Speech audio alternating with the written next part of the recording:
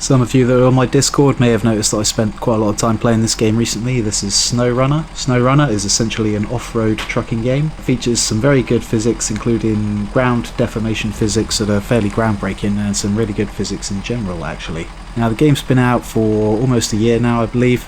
But the reason I'm doing a video on it now is because it has just been released on Steam. Previously the game was only available on the Epic Game Store, which is where I got it, but now it is available on my preferred platform, Steam. Now this game is considered a simulation game, however it's really made for third person. It does have first person view as well, but it's really made for the third person view, so it's not a simulator in the sense of a game like Euro Trucker for example, but it's still absolutely, due to the incredibly sophisticated physics, it does make it feel like very much of a simulator game. I'd say this is really inspired by games like GTA 5, which does have very good physics in it, you know, like the trucking missions and stuff like that. They've sort of taken that element from GTA 5 and made a pure game out of just the sort of off-road trucking part of it. Obviously the physics are purely for the ground deformation and the off-road trucking side of things. The physics in this are probably actually almost certainly beyond what you would see in GTA 5, which is quite an achievement actually. The game is set in the American and Siberian wilderness, and you have all sorts of different types of terrain, from mud, ice roads, even some normal roads, a lot of snow, and even some just pure ice crossings. In some places the ice can break up. In these clips you see in here the ice doesn't break up too much. The way to deal with the ice roads, by the way, is to put chains on the tyres, as there's all sorts of add-ons you can have for each different truck, including off-road tyres and chain tyres. Now in the previous versions of this game the only sort of cargo you could get was logs, but in this version there is all sorts of different cargo, not just logs, and in fact there is also some extremely oversized and overweight trailers that you can carry as well. And the game does in fact feature all kinds of different missions, not just delivery missions. There's timed missions where you actually have to complete the objectives within a certain amount of time, although those are only represent a very small amount of the missions. Most of the missions you can take as long as you want, as it is pretty much an open sandbox game. In this clip here I'm actually trying to get to a few different points on the map, and I'm having to cross some very serious terrain to get there. The thing is, you've got to be careful not to roll the car over here, because there's nothing to use the winch to winch myself back over if I do tip the car over.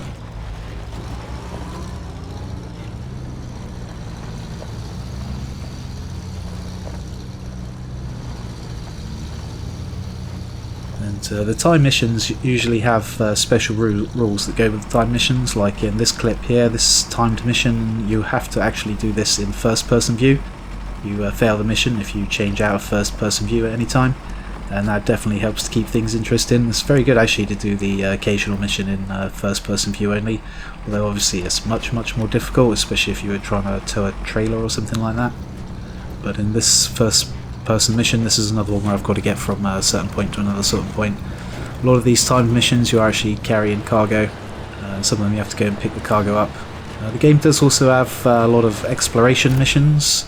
There I've got to one of the watchtowers. You get to different watchtowers throughout the map to actually unlock the map so you can see everything on the map, and there I'm getting a vehicle upgrade as well. You've got to explore the map to find certain vehicle upgrades. There's also vehicle recovery missions, where I'm actually recovering a broken down lorry here. I have to tow it to a certain part of the map. And in this clip here I'm actually taking some meteorological equipment to a certain point on the map. When I get there I have to activate the equipment to get some scientific readings. You can also use cranes in this game to crane cargo in and out of vehicles. Right now I'm taking cargo out of one vehicle and putting it in another. When you go to pick up cargo for missions, you have the choice of using the crane to pick the cargo up, or you can put the cargo straight into the trailer. A lot of the vehicles don't actually have cranes equipped, so you would need a separate crane in order to do that. The cranes usually are more fun in multiplayer, where there's a couple of you, one of you can crane the gear into the back of the other person's trailer. And I believe in the new Phase 4 update they're about to release there will be a hardcore mode, so you probably have to use the crane in the hardcore mode. But like I say, not all vehicles have cranes, and in that case you're going to have to get another vehicle and bring it up to the point where you've got to pick up your objective to use the crane to put the objective in your vehicle. But even in easy mode, if you actually tip over your vehicle while it's carrying the cargo, you will have to use a crane to put the cargo back into the vehicle, which is what I've just done there. You can actually even crane other vehicles into the back of your vehicle.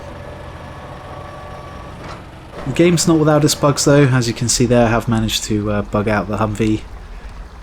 But generally speaking, it's actually pretty low on bugs. I was quite surprised about that. The game has quite a few different maps, quite a lot of vehicles. There's actually a large amount of content, much larger than in the previous versions of this game. Anyway, right now I'll leave you with a pretty much unedited clip of me completing one of the first person missions. I have to get to 3 different points on the map within a certain amount of time, and I have to keep myself in first person view only.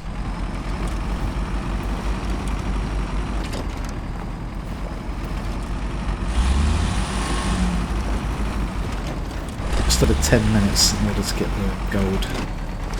Let's get the gold cup.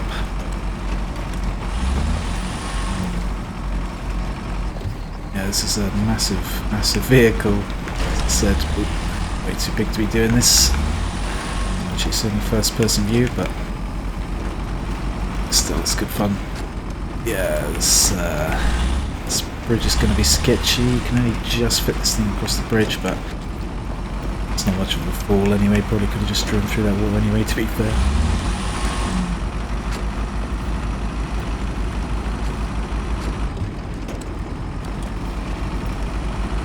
Doing well so far. I'm gonna have to check the map a few times. Too much of a complicated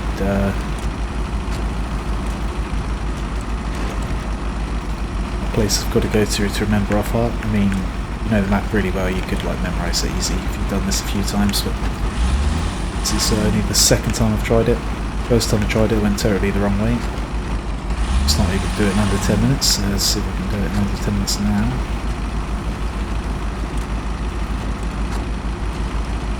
Start checking the map in a sec. Just keep the main road round a bit further up.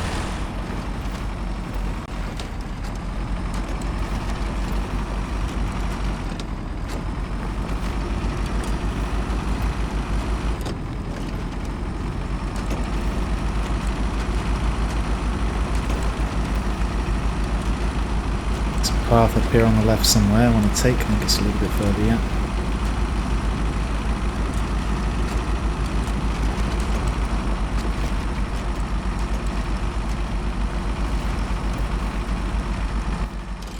Yeah.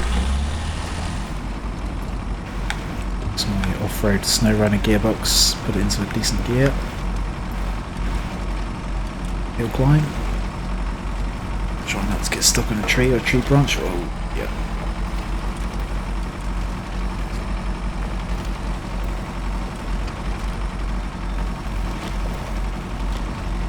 It's not the ideal vehicle to be doing this in, but I'm pretty sure I can do it in under 10 minutes and get the gold still.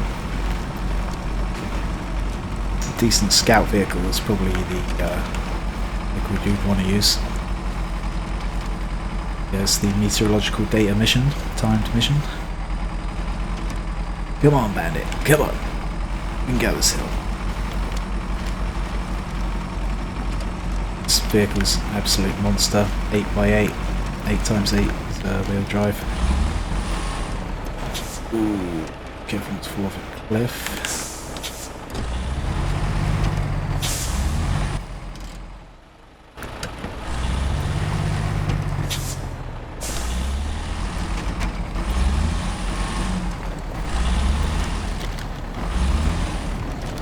This thing can roll over pretty easily, but I've actually put mud tyres on it. Makes it a lot wider. Stops it from rolling over so easily.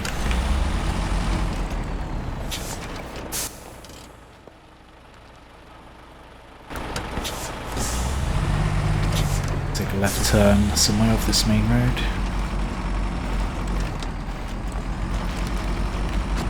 Checking the map is constantly slowing me down a bit, but taking a wrong turn will slow me down even more.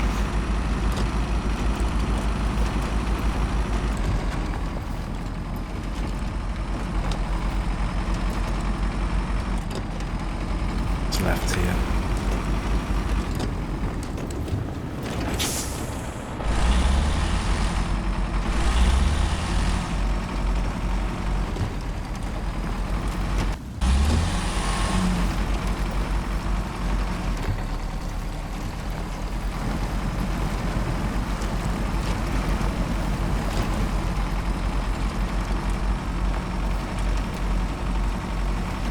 switch to low gear plus there using the off-road gearbox. It's going to be switching between first and second constantly. It's better to just keep it in low plus for a bit. But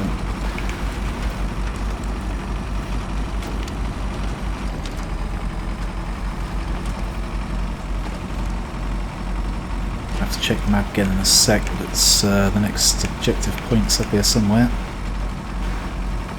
Halfway through, and I'm only just getting to the second one, but the second two are a lot closer together. Oh dear, oh dear. This thing does roll over quite easily.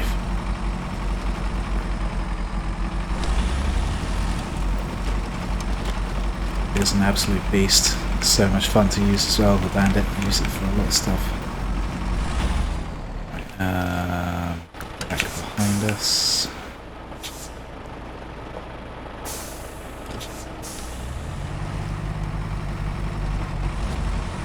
Try and turn around.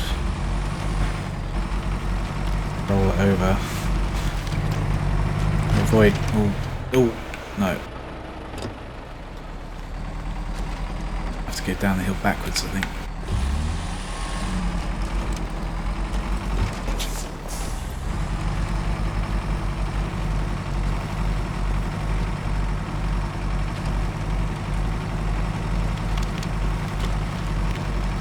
Space to turn around here.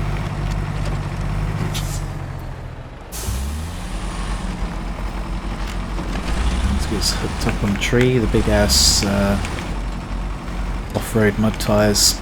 So yeah, sorry, mud tyres. The big mud tyres can get stuck on trees quite easily. Tree stuck between the two rear tyres, and that's a big problem. Okay, I've only got 3 and a bit minutes to go. I need to get a move on.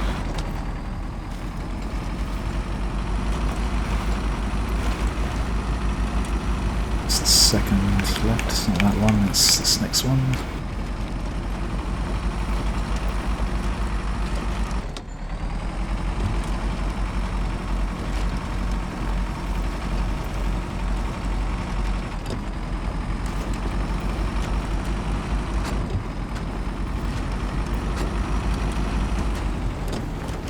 Here somewhere there's a path up.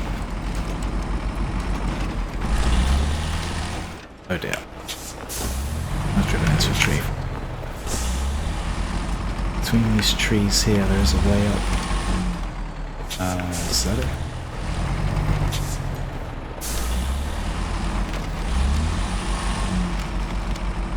Still do it, I've got time. Oh, don't want to get stuck between the trees and the big truck loads. I think I'm going to make it. Gold easily, sweet. She turned out to be pretty good to use that vehicle.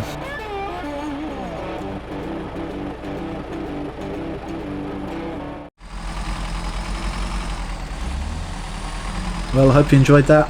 Thanks for watching, thanks for subscribing. Hopefully I'll see you next time. Take it easy.